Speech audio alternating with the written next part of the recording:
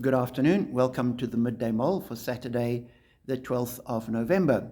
With Robert Murray McShane, today we're reading the first two chapters of the first book of Chronicles. And if you go and read them, you will discover probably some of the most tedious, challenging passages of Scripture. It's two chapters of name after name after name. And as I read it through, I thought, my goodness, I'm not sure what to make of this. However, some of the names we have heard of. And so in this list of names, you've got the sons of Abraham, Isaac and Ishmael, and they then list some of their descendants. And you have the sons of Judah, and it fits into the pages of history. Some of the names I've never heard of. The sons of Seir. I've never heard of Seir, S-E-I-R.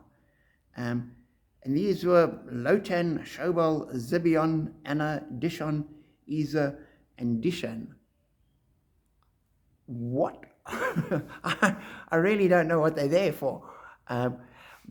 Probably or possibly at the time that this was written, those names had significance, and what it would do is situate the kings of Israel within this historical context, and their ancestry is listed here, and that's all good and well. But in the 21st century, I really don't know what to make of those names. But as I was pondering it, I thought, it is true of life. There are so many of us whose names will mean nothing. We will disappear from the pages of history. We won't have had our names written in the Bible, and no one will know us. People like Nelson Mandela will live on in the pages of history. People like me, my children will remember me. One day when I have grandchildren, they might remember me. Great-grandchildren, I'll be forgotten. I'll have disappeared from the consciousness of the living. But I never disappear from God's consciousness. Every single one of these names in these chapters, God knows who they were. God knows what they did. God knows everything about them. And he knows everything about every single one of us as well.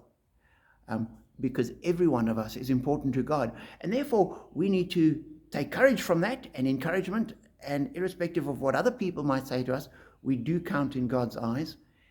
And therefore, as we deal with people in our daily lives, recognize that they too count in God's eyes.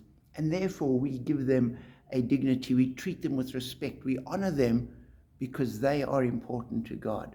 So be encouraged that you are important to God, and spread that encouragement and that joy on into the world, because every one of us has a name that God remembers. Be blessed.